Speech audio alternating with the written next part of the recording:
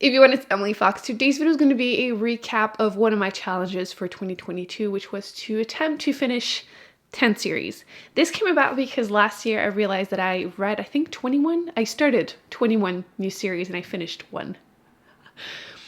Not the best stat. So I decided this year will be different. I will be finishing 10 series. I did give myself a little bit of leeway. So I could either finish a series or option number 2, I could catch up to a series. So if I had like 1 or 2 books until I was at where they were in publishing dates, that would count.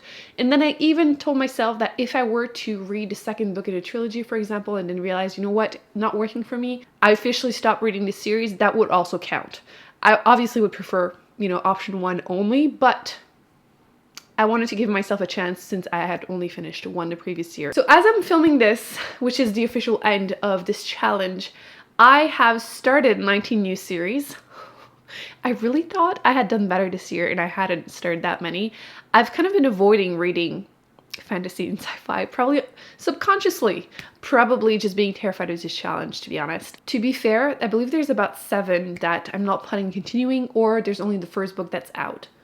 So that makes it slightly better, but not really. So let's go month by month and see how many series I did finish this year. During the month of January, I started really strong by finishing none. Just straight up none. In February, I read a second book in the Magician series. I believe it's The Last Magician. I donated my copy because I hated it. So that was the second book in the trilogy. I did finish the whole thing. Unfortunately, there's a questionable scene at the end where a female character is essayed and it's seen as a good thing.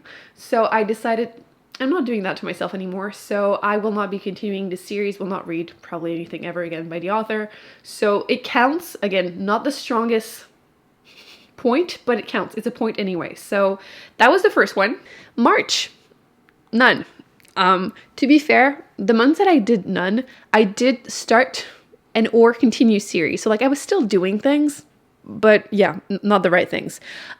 April was a good month because I finished the Xenogenesis trilogy by Octavia E. Butler.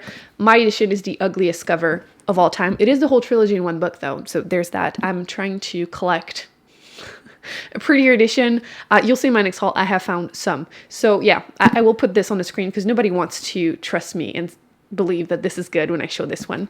It's an adult sci-fi. This is actually going to make it to my best of the year. It's fantastic. Fell in love with this author. Started reading her books last year and I read 5 this year. Kind of gives you an idea. So I read the whole trilogy. I believe it was February, March, April. So I read them pretty much back to back. I'm trying to do that more because I used to do that all the time, like literally books back to back, but Booktube got me and I don't do it anymore. So yes, finished the Xenogenesis trilogy by her. Loved it. So that was in April. So that counts as, well, second point. Again, even though I don't really like the first point, but second point.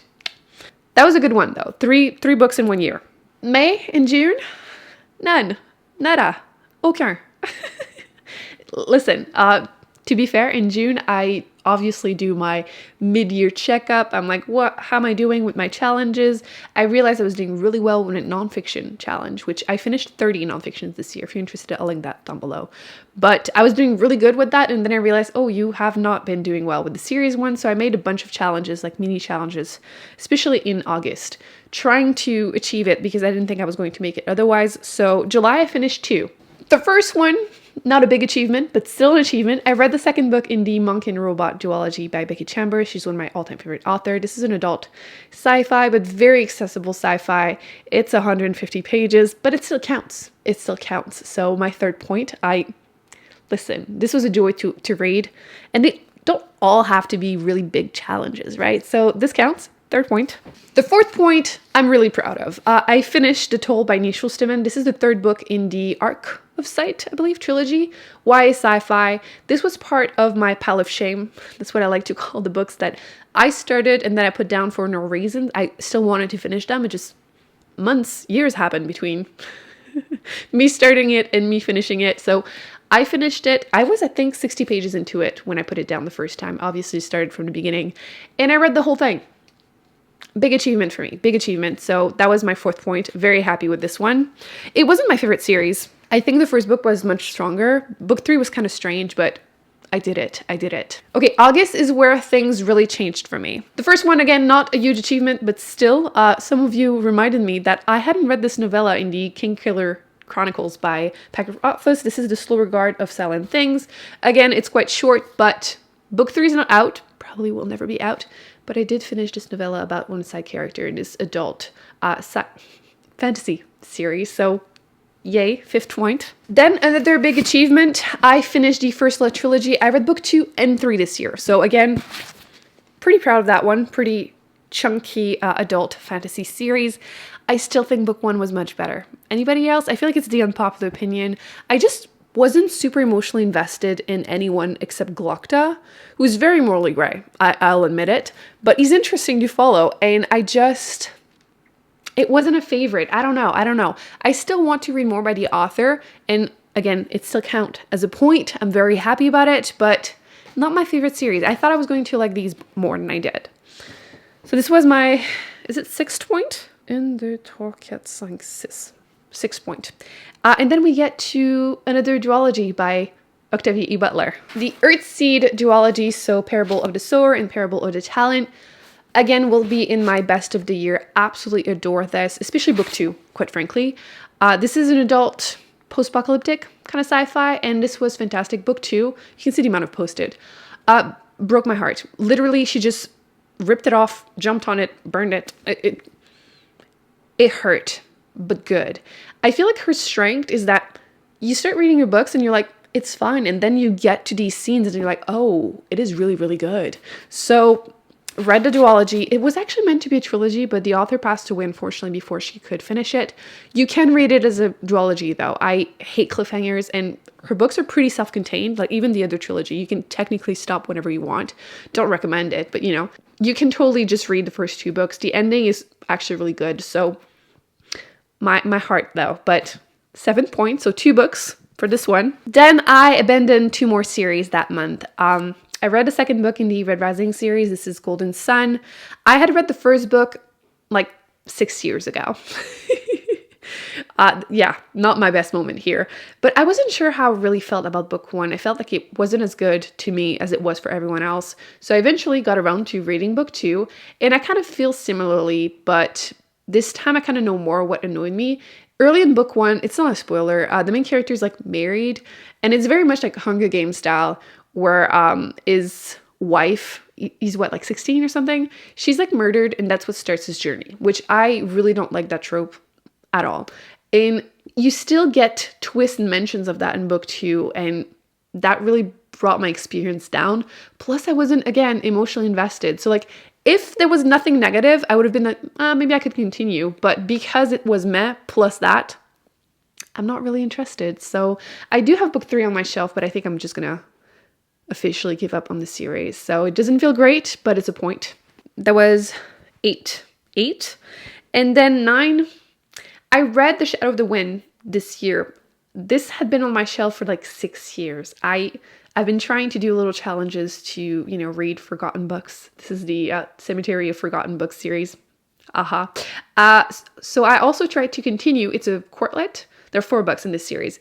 And I started book 2, which was The Angel's Game. And I gave up on it in the middle of it, actually really early in it, because book 1, as much as I really enjoyed it, there was still some like misogyny throughout, and like I could look past it because everything else was so good.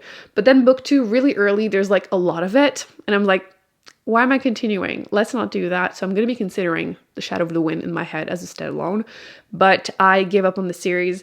It kind of counts for this challenge, but I don't really like it. But 9th point. And then the last official book in this challenge, I finished it this month in November. So I finished nothing in September, October. Again, I did continue series, so it's not like I wasn't progressing at all, but it took until this month to actually finish another series. This is the Millennium Trilogy. This is the girl who kicked the hornet's nest. And I started a series last year. I read the first 2 books last year. So finally, again, trying to do it somewhat quickly, not as much as when I was a kid, but still it happened. So number 10, this one, again, I think book 1 is much stronger than book 2 and 3. 3, there's like questionable relationships. Some of the quotes, so cringeworthy. But This is my official 10 point. So I caught up or finished 7 series, and there are 3 that I gave up on. So it's not amazing, but if I compare to last year, again, I finished only 1. So I feel like I'm being a little harsh here. And there are definitely a bunch of series that I continued. So I read maybe book 2, but didn't have time to finish book 3. Or in the month of May, I had finished unofficially or caught up to a series, the Before the Coffee Gets Cold. I don't know what the series is called. It's a Japanese translation. I had read the first 2 books and I was caught up, but then a few days ago, book 3 was finally translated in English. So I think it was November 15th. So I'm now back to not being officially caught up. So I will get to that one hopefully soon, but I tried. I was getting there, and then things will happen. Same thing with the Skyward series by Brandon Sanderson. I had read book 1 and 2, and then I had to read novellas in the book, then the other novella, and I only read the 2 novellas between book 2 and 3 because they were both over 200 pages and they were kind of boring. They were written with someone else, and you can tell.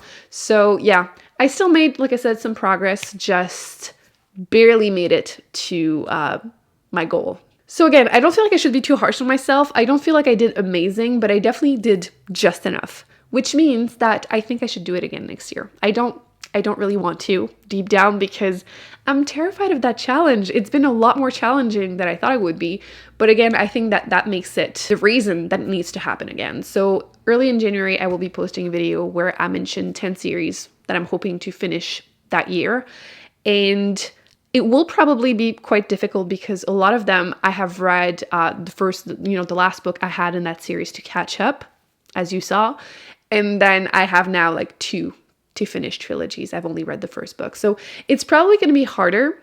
But like I said, I did continue some series, so maybe it will help me a little bit. I think this is by far one of the hardest challenge I have done. It doesn't sound that difficult because, like I said, growing up, I would read series back to back, no issues. And with Booktube and just shorter attention span, I've been really, really struggling. Again, I think that's the reason why I need to continue next year. So I do think I could have done better if I hadn't started more series. But since I struggle already so much to motivate myself to finish these, I think I would have done the opposite, and I would just had been in the worst reading slump ever if I had done that. So I'm not going to change that for next year. I read about 130 books as I'm recording this. So it was my best reading year ever on Booktube, the most 5 stars I've ever had. So I don't think that making myself like stricter rules would help. So this is where I'm at with this challenge. A quick little update. I did achieve it, barely. So we're doing it again next year. I don't look excited, but it's because it's an actual challenging reading challenge. So if you wanted to attempt to do it with me, if you also feel like you're starting series so easily and you can't finish them, I encourage you to make yourself a list and attempt to do it again next year with me. I hope you enjoyed this video. Thumbs up, subscribe. I will be putting more videos on the screen that I recommend you check out, including the one where I review all the 30 nonfiction books that I've read this year that I mentioned earlier. And then I'll put on the screen also my Goodreads reading challenge because that's going to be fun. Maybe. I'll see you in my next video very soon. Bye.